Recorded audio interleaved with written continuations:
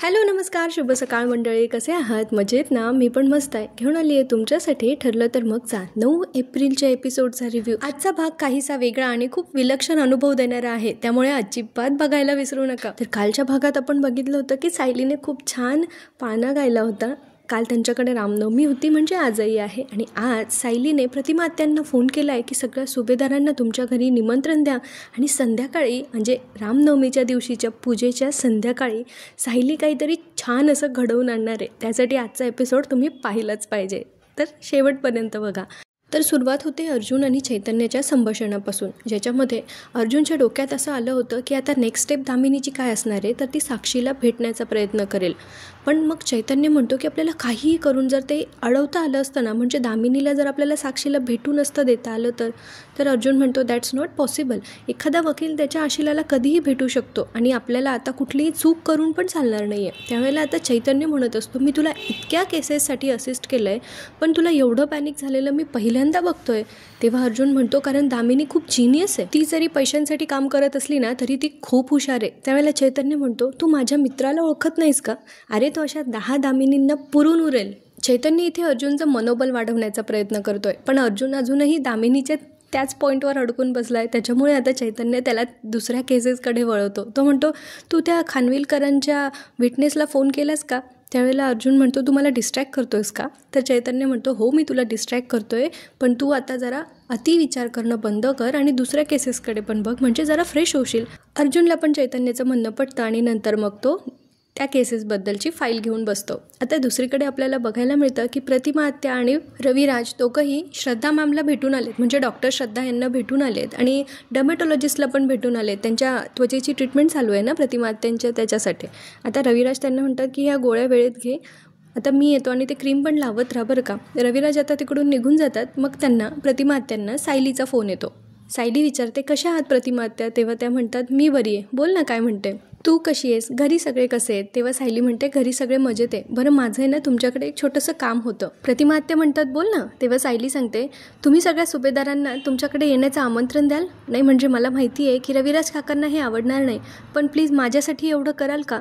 प्रतिमा आत्या जरा क्षणभर विचार करतात आणि मग म्हणतात हो करते ना, मी आत्ताच पूर्ण आजी आणि बाकी सगळ्यांना घरी येण्याच्या आमंत्रणासाठी फोन करते. त्यावेळेला सायली खुश होते आणि ती म्हणते पण मी असं का करायला सांगितलं हे तुम्ही मला विचारणार नाही का? त्यावेळेला प्रतिमा आत्या म्हणतात हे बघ तू ठरवलं आहेस ना, म्हणजे काहीतरी चांगलंच असेल आणि सगळ्यांच्या भल्याचंच असेल, त्यामुळे मी करते सगळ्यांना फोन. सायलीला खूप आनंद होतो आणि मग ती प्रतिमा आत्यांना म्हणते की हा तुमचा माझ्यावरचा जो विश्वास आहे ना, हाच माझ्यासाठी खूप मोठा आशीर्वाद आहे. बरं मी घरी येण्याच्या आधी तुम्हाला सगळं काही सांगते, फक्त आम्ही जेव्हा येऊ ना तेव्हा रविराज काका घरातच असतील एवढं तुम्ही बघा. प्रतिमा आत्या म्हणतात ठीक आहे या तुम्ही.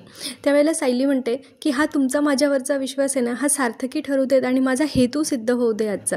त्यावेळेला प्रतिमा आत्या तिला पुन्हा आशीर्वाद देतात की सगळं तुझ्या मनासारखं होऊ दे बाळा. सायलीने खूप छान असं काहीतरी ठरवलं आहे आणि ते जाणून घेण्यासाठी एपिसोड शेवटपर्यंत नक्की बघा. दुसरीकडे आपल्याला बघायला मिळतं की दामिनी देशमुख आता पोलीस स्टेशनला पोहोचले आहेत आणि त्यांच्या मागे महिपत शिकरे, ज्या महिपतचा आहे ना इतर दिवस असा मोठा आवाज असतो ना वाघाच्या डरकाळीसारखा, तो आता भिगी बिल्ली दिसतोय आपल्याला दामिनीसमोर. दामिनी पुढे असते आणि महिपत त्यांच्या मागे चालत असतो आणि काय रुबाब दाखवला आहे दामिनीचा. हा भले ते खोट्या केसेसमध्ये लढत असतील, पण बाकीच्या ज्या गोष्टीत ना दामिनीच्या ते एकदम इम्प्रेसिव्ह दिसतात बरं का ह्या सगळ्या याच्यामध्ये. दामिनी पोलीस स्टेशनमध्ये पोचल्या त्यांना बसायला खुर्ची दिली जाते आणि पोलीस त्यांना विचारतात की अरे मॅडम तुम्ही काय म्हणताय, तुम्ही येणार आहे असं सांगितलं असतं तर. आता त्यांचं वाक्यही पूर्ण होऊ देत नाही तेवढ्यात दामिनी विचारते साक्षी शिकरे यांच्या सेलवर कोण होत्या, त्या लेडी कॉन्स्टेबलला इथे बोलवा. पोलीस विचारतात काही प्रॉब्लेम झालाय का, पण दामिनी काही सांगत नाही. ती आधी त्या लेडी कॉन्स्टेबलला बोलवायला सांगते. आता ते येतात तिकडून तेव्हा दामिनी त्यांना विचारतात किती वर्ष सर्व्हिस करताय, कुठल्या कैद्याशी कसं वागायचं एवढं साधं शिकवलं नाही का तुम्हाला, कळत नाही का कसं वागायचं ते. दामिनी आता त्या लेडी कॉन्स्टेबलला झापून काढत असते आणि म्हणते माझ्या आशिलाला प्रश्न कसे विचारले तुम्ही, कोण आहेत या, वकील आहेत, जज आहेत, कोण आहेत? त्यावेळेला महिपत असा बघत असतो हां बोल बोल बोल तिला बोल. पुढे दामिनी लेडी कॉन्स्टेबलला विचारतात की इतक्या रात्री तुम्ही माझ्या आशिलाची चौकशी इंटरोगेशन कसं केलं? त्यावेळेला त्या म्हणतात नाही मॅडम मी इंटरोगेशन नव्हते करत, मी तर आपलं सहज. त्यावेळेला दामिनी म्हणतात सहज काय नियम आहेत की नाही का, सगळे धाब्यावर बसवलेत. आणि पुढे आता त्यांना नियम समजून सांगतात. नियम क्रमांक 1, कुठल्याही महिला कैद्याची इतक्या रात्रीला इंटरोगेशन करायची नसते आणि तिची वकील नसताना तर नाहीच नाही. नंबर 2, तिला या केसबद्दल वेडेवाकडे प्रश्न विचारून तुम्ही तिचा मानसिक छळ केला. आणि नंबर 3, तिच्या तोंडावर पाणी फेकून तुम्ही तिचा शारीरिक छळ केला. हे सगळंच किती बेकायदेशीर आहे हे तुम्हाला नव्याने सांगायला हवं का? महिपत पण आता मध्ये म्हणतो, लई छळ केला हो मॅडम, लई छळ केला माझ्या पोरीचा, हे लई काय काय प्रश्न विचारत होते माझ्या लेकराला हे कॉन्स्टेबल हवालदारीनबाई, आणि माझं बिचारं लेकरू असं गरीब त्या सगळ्या प्रश्नांना उत्तर देत होतं. आणि नंतर मध्येच काय झालं, या बाईला तिने डायरेक्ट ते असं पाण्याचं टंबरेल घेतलं आणि तिच्या तोंडावर मारलं. मी स्वतः बघितलं. त्यावेळेला आता दामिनी देशमुख म्हणतात की लेखी कंप्लेंट करा यांची. त्यावेळेला त्या कॉन्स्टेबल मॅम म्हणतात की मॅडम अहो असं नका करू, माझी नोकरी जाईल. तेव्हा त्या म्हणतात दामिनी देशमुख की जायलाच पाहिजे. मला असे कितीतरी पोलीस अधिकारी माहिती आहेत की ज्यांनी खूप लोकांच्या सेवेसाठी काहीतरी केलेलं आहे, आणि मग अशा एखाद्या नाकर्त्या पोलिसासाठी सगळ्या पोलीस डिपार्टमेंटचं नाव नको ना जायला, म्हणून आता ते त्यांची लेखी कंप्लेंट करतात. आणि दामिनी देशमुख आता वॉर्निंग देतात, चेतावणी देतात त्या लेडी कॉन्स्टेबलला की माझ्या आशिलाला हात लावण्याच्या आधी तुम्ही विचार करायला पाहिजे होता की तिची ॲडव्होकेट दामिनी देशमुख आहे, सस्पेन्शनसाठी तयार राहा. आणि इकडे महिपत लगेच लेखी कंप्लेंट द्यायला गेलेला असतो. पुढे महिपतची कंप्लेंट नोंदवून झालेली असते आणि तो दामिनीला सांगायला गेलेला असतो की मी तक्रार लिहून झाली आहे, त्याच्यामध्ये मी असं लिहिलं आहे की, पण दामिनीला ते ऐकून घेण्यात काही इंटरेस्ट नसतो. ती सरळ तिकडून निघून जाते आणि महिपतही तिच्या मागे मागे निघून जातो.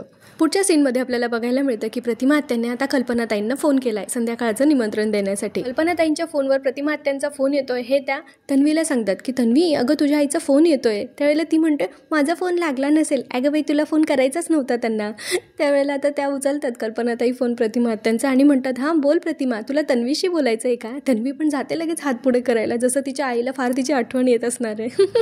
आणि मग तेवढ्यात त्या म्हणतात अगं नाही, मी तुझ्याशीच बोलायला फोन केला, खरं तर तुला आमंत्रण देण्यासाठी फोन केला. तेव्हा कल्पनाताई म्हणतात आमंत्रण? तर प्रतिमा त्या सांगतात हो, संध्याकाळी तुम्ही सगळ्यांनी आमच्याकडे यायचं आहे. त्यावेळेला कल्पनाताई जरा विचार करतात आणि मग म्हणतात अगं पण रविराज भाऊजींना ते नाही आवडणार, ते परत चिडतील आणि मग उगीच वाद होतील ना. त्यावेळेला प्रतिमा आत्या म्हणतात नाही नाही तसं काही नाही होणार, तुम्ही या सगळ्यांनी. मग आता कल्पनाताई विचार करतात, त्या म्हणतात की बरं मग मी पूर्णाईंशी बोलून तुला कळवते. तेव्हा त्या म्हणतात प्रतिमा आत्या की नाही, मी आत्ताच पूर्णाईला फोन केला होता आणि त्या पण आधी जरा बिचकल्या, पण नंतर त्या यायला तयार झाल्या. त्यावेळेला मग कल्पनाताई म्हणतात की बरं मग आता पूर्णाईंनीच हो म्हटलं तर येऊ आम्ही. त्यानंतर मग प्रतिमा आत्या सांगतात की मी अर्जुनलाही फोन करते, तो काय माझा शब्द टाळणार नाही, आणि तू आणि प्रताप याल ना. त्यावेळेला कल्पनाताई होकार देतात की हो आम्ही येऊ. प्रतिमा आत्या तन्वीशी बोलत पण नाही, कल्पनाताईंकडेच निरोप देऊन देतात की तन्वीलाही सांगा मी वाट बघते. सायली तिकडे खुश असते की आता या सगळ्यांनी जाण्यासाठी तर होकार दिलाय, म्हणजे तिला आता जो हेतू साध्य करायचा आहे तो होऊ शकतो. आता कल्पनाताई प्रियाला सांगत असतात की आपल्याला संध्याकाळी सगळ्यांना बोलवलं आहे तुझ्या माहेरी. त्यावेळेला ती म्हणते की म्हणजे बाबांना या सगळ्या गोष्टी चालणार आहेत, त्यांनी परवानगी दिली आहे. त्यावेळेला कल्पनाताई म्हणतात की ते काही माहीत नाही, पण प्रतिमा म्हणत होती की ती भाऊजींना समजावेल म्हणून ती बोलेल त्यांच्याशी. नेमकं तिच्या मनात काय चाललं आहे ना प्रतिमाच्या, तेच मला कळत नाही असं कल्पनाताई म्हणत असतात. त्याच वेळेला प्रिया पण विचार करत असते की या प्रतिमाच्या अर्ध्या मेंदूत नेमकं काय शिस्त आहे, या बाईने आता कुठला घोळ नको घालून ठेवायला, म्हणून ती विचार करत असते. प्रियाला विचारात पडलेलं बघून कल्पनाताई तिला विचारतात काय गं माहेरी जायचं आहे, तुला आनंद नाही का झाला? त्यावेळेला ती म्हणते हो झाला ना, खूप आनंद झाला, पण बाबांचा राग गेला असेल का वाई? त्यावेळेला कल्पनाताई म्हणतात तन्वी तू जास्त विचार नको करू सगळं, आपल्याला सगळ्यांना बोलवलं आहे ना, मग जाऊयात आपण. आता त्या तिकडून निघून जातात. दुसरीकडे अर्जुनच्या ऑफिसमध्ये चैतन्य एकदम जोरात त्याला असं ब्रेकिंग न्यूज सांगायला आलेला आहे तसं सांगत असतो. अर्जुन दामिनीने पोलीस स्टेशनमध्ये धुमाकूळ घातला, एका लेडी कॉन्स्टेबलची तर नोकरी घालवली, काय तर म्हणे की इथे नियमच पाळले जात नाही आहे, त्या साक्षी शिकरेला त्रासच दिला जातोय, तिचा छळच होतोय, असं सगळं. त्यावेळेला अर्जुन म्हणतो आय न्यू इट, मला माहिती होतं ही दामिनी देशमुख आहे ना काहीतरी हे करून त्या साक्षीला असं बिच्चारी ठरवण्याचा प्रयत्न करेल की तिला कसा त्रास दिला जातो, तिचं कसं शोषण केलं जातं आहे वगैरे वगैरे. त्यावेळेला ना आता चैतन्य पण म्हणत असतो की रविराज किल्लेदार कसा विचार करतील ना हे तुला माहिती होतं. त्यानंतर ते पवार जोशी ते काही फार विचारी नव्हते, पण दामिनी प्रकरण तुला फार जड जाणार आहे बरं का. अर्जुन पण आता त्या दिशेने थोडासा विचार करत असतो. तेवढ्यात त्याला सायलीचा फोन येतो आणि सायली विचारते तुम्हाला प्रतिमा आत्यांचा फोन आला होता का? तेव्हा अर्जुन म्हणतो का नाही आला अजून फोन. तेव्हा आता सायली सांगत असते की अर्जुन म्हणतो की का आपण फोन कशासाठी? तर सायली म्हणते की त्यांनी आपल्याला त्यांच्या घरी येण्याचं आमंत्रण दिलं आहे. तर अर्जुन म्हणतो का पण कशासाठी? मग सायली म्हणते की असं आपण कोणाला विचारू शकतो का आमंत्रण दिल्यानंतर की का बोलवत आहेत म्हणून असं. पण मग आता तुम्हाला जर फोन आला ना तर तुम्ही तिकडेच या संध्याकाळी, म्हणजे आपण थेट आता आपण किल्लेदारांच्या घरीच भेटू, असं आता सायली अर्जुनला सांगत असते. मग अर्जुनला काही कळत नाही का आपण कशासाठी. तेव्हा सायली म्हणते अहो तुमचा विश्वास आहे ना माझ्यावर, मग या ना तुम्ही संध्याकाळी तिकडे. तर अर्जुन म्हणतो 1 मिनिट, मोबाईल लपवताना घेतली होती तशी रिस्क तुम्ही आत्ता घेतली नाही आहे ना, तसं काही केलेलं नाही आहे ना. तेव्हा सायली म्हणते अहो थोडा विश्वास ठेवा माझ्यावर, तुम्ही आता संध्याकाळी डिरेक्टली इकडेच या आणि चैतन्य भाऊजींना पण सांगा की मी बोलवलं आहे त्यांना असं. तेव्हा अर्जुन म्हणतो बरं आम्ही येतो संध्याकाळी तिकडे. आता सगळे सुभेदार पोचलेत किल्लेदारांच्या घरी. रविराज अजून काही हॉलमध्ये आलेले नाही आहेत, पण सुमन काकी, नागराज आणि प्रतिमा आत्या तिघं आता किल्लेदारांचं स्वागत करतात. पूर्णाजी विचारतात आम्हाला उशीर नाही ना गं झाला. त्यावेळेला प्रतिमा आत्या म्हणतात नाही नाही या ना बसा. आता ते छानपैकी रामाच्या मूर्तीचं दर्शन घेतात. मूर्ती फारच सुंदर घेतली आहे बरं का यांनी, अगदी प्रसन्न आहे. सुमन काकी त्या सगळ्यांना चहा पाणी विचारतात, पण मग प्रतापराव म्हणतात की आम्हाला खरंच काही नको. चैतन्य पण म्हणतो की प्रतिमा आत्या तुम्ही अर्जुनकडे माझ्यासाठी निरोप पाठवला, खरंच थँक्यू. आता सगळे तिथे बोलत उभे असतात, तेवढ्यात तिथे रविराज किल्लेदार येतात. आल्या आल्या त्यांचं डोकं कसं गरम होईल याची काळजी प्रिया पुरेपूर घेते. ती आल्या आल्या म्हणते बाबा कसे आहात, तुम्ही बोलणारच नाही आहेत का माझ्याशी. आईने जेव्हा आमंत्रण दिलं तेव्हा आम्हाला असं वाटलं की तुमचा राग गेला असेल. त्यावेळेला रविराज तिच्याकडे अजिबात लक्ष देत नाही, तिच्या प्रश्नाचं उत्तरही देत नाही आणि ते सरळ प्रतिमा आत्याला विचारतात प्रतिमा या सगळ्यांना तू इथे बोलवलं आहेस. त्यावेळेला प्रतिमा आत्या म्हणतात हो. तर मग रविराज म्हणतात की या घरात कोणी यावं कोणी येऊ नये हे तू नक्कीच ठरवू शकते, पण मी इथे थांबणार नाही. आता ते नागराजला सांगत असतात की नागराज ही प्रतिमाची सगळी पाहुणे मंडळी गेली की मग मला फोन कर, मग मी येईल. त्यावेळेला प्रतिमा आत्या म्हणतात की माझी पाहुणे तुमचे पाहुणे नाही आहेत का. त्यावेळेला रविराज म्हणतात नाही.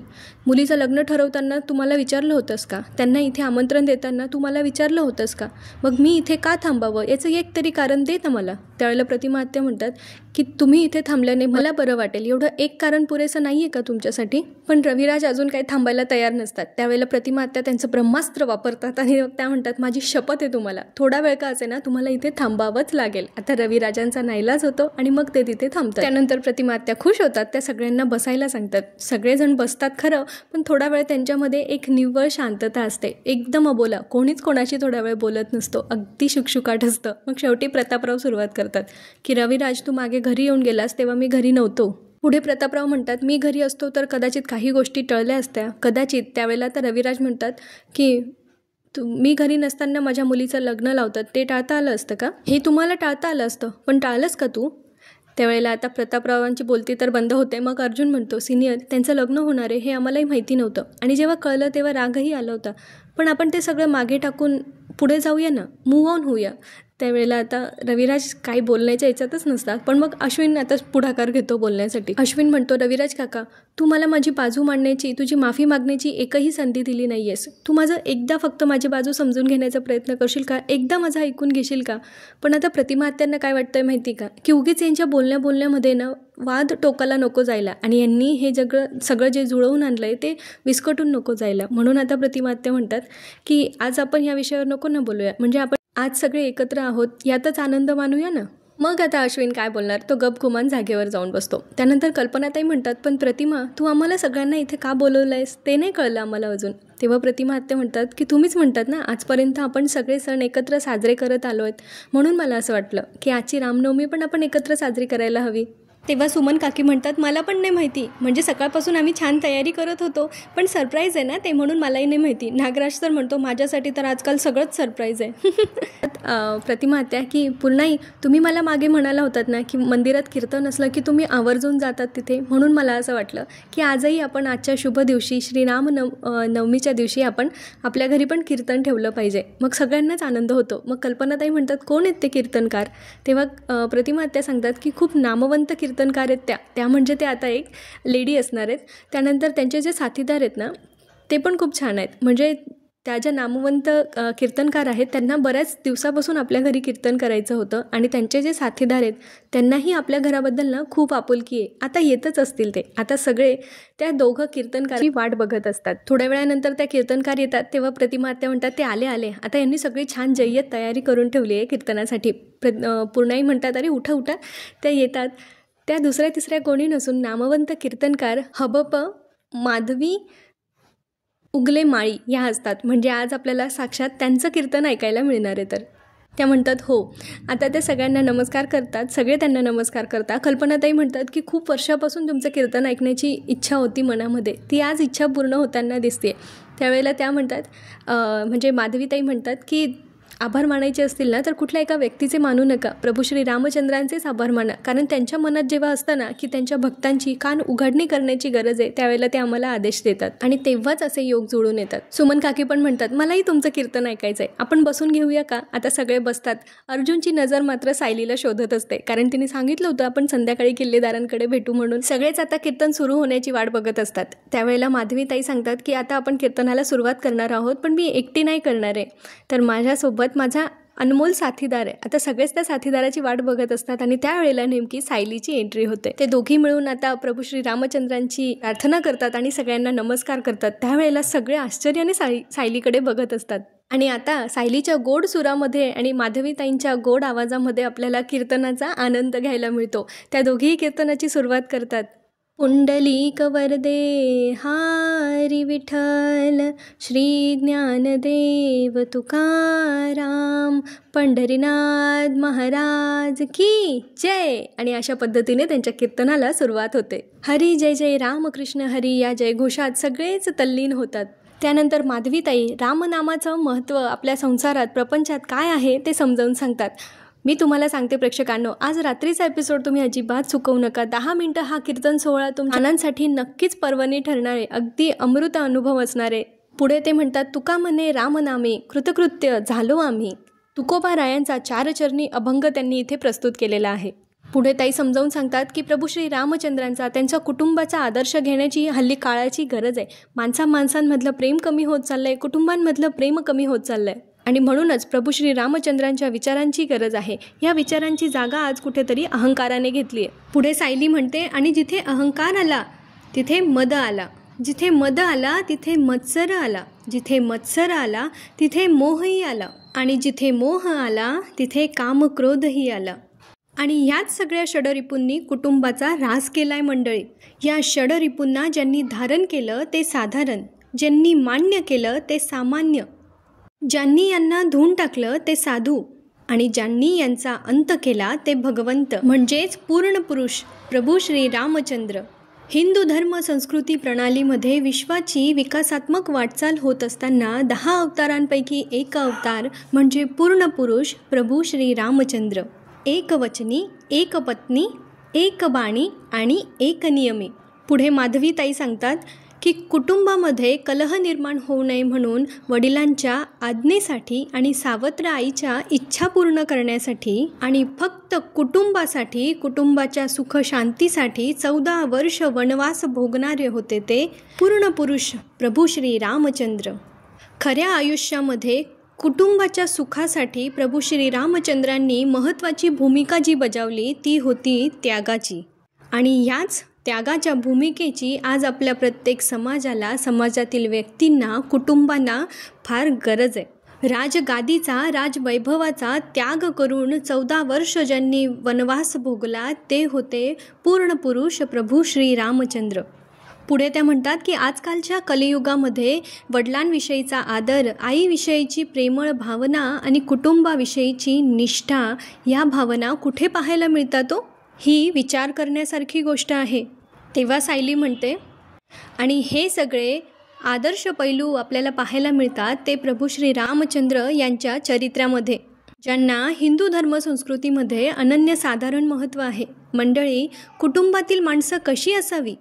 तर वळून बघा बंधू लक्ष्मणाकडे, पत्नी सीतेकडे आणि पती प्रभू श्री रामचंद्रांकडे. राजवैभवात वाढलेली जनक राजाची पुत्री आणि दशरथ राजांची सून, हिने आपलं सगळं राजवैभव सोडून फक्त पतिव्रता धर्म सांभाळण्यासाठी आणि आपल्या कुटुंबाच्या सुखासाठी वनवास भोगला. राजवैभवाचा त्याग करून जिने वनवास भोगला अशा सीतेने फक्त आपल्या कुटुंबासाठीच हे सगळं केलं. आणि म्हणून सांगावंसं वाटतं, पुढे माधवीताई सांगतात, या जीवनाचं जर सार्थक व्हावं, या देहाचं सार्थक व्हावं असं तुम्हाला वाटत असेल तर त्याचा एकच मार्ग आहे की कर्म चांगले करा. भगवद्गीतेत आपल्याला सांगितलंच आहे की कर्मण्येवाधिकार असते मा फलेषु कदाचन मा कर्मफल हेतु गुरुमास्ते तू कर्मणे. मंडळी, पशु का तो पनिया होय, नर का कुछ ना होय, नर कुछ करणी करे तो नर का भी नारायण होय. आणि नारायण म्हणजे प्रभू श्री रामचंद्र. रामाचं रामपण अंगीकारणं महत्त्वाचं आहे आणि ते का एकदा अंगीकारलं तर त्यागाचं महत्त्व कुटुंबनिष्ठा, एकनिष्ठता हे कळल्याशिवाय राहणार नाही. माधवीताईंच्या या प्रबोधनानंतर सगळेच निशब्द होतात आणि स्वतःलाच नव्याने ओळखायला पाहू लागतात. इथेच आजचा भाग संपतो. आता पुढच्या भागात आपल्याला बघायला मिळणार आहे की आजच्या कीर्तनानंतर सायलीला कसली जाणीव झाली आहे माहीत नाही, पण ती म्हणते की तुमच्या या दोघं कुटुंबाच्या ज्या मध्ये जी फूट पडली आहे त्याला कारण मीच आहे आणि म्हणून तुमच्या या दोघं कुटुंबांच्या सुखासाठी मी एक निर्णय घेते. या दोघं कुटुंबांच्या सुखासाठी मी माझ्या संसाराचा, माझ्या प्रेमाचा त्याग करते. आणि असं म्हणून सायली आता त्या घरातून बाहेर पडत असते आणि तेवढ्यात अर्जुन तिला अडवण्यासाठी म्हणून जात असतो, पण चैतन्य त्याला थांबवतो. कारण पुढे रविराज आता सायलीला आवाज देतात, थांब. आजच्या प्रबोधनाचा सुभेदार आणि किल्लेदार या कुटुंबावर खरंच परिणाम झाला असेल का? सायलीच्या या निर्णयाचं पुढे काय होणार आहे हे पाहण्यासाठी पुढचा एपिसोड अजिबात चुकवू नका. व्हिडिओ आवडला असेल तर लाईक, शेअर करा. आजच्या कीर्तनामध्ये काही चूक झाली असेल तर मला खरंच माफ करा. माझा प्रयत्न आवडला असेल तर चॅनलला नक्की सबस्क्राईब करा. तोपर्यंत हसत राहा, खुश राहा, आपली आणि आपल्या प्रियजनांची काळजी घेत राहा. आयुष्य खूप सुंदर आहे, मस्तपैकी जगत राहा. भेटूया पुन्हा. धन्यवाद.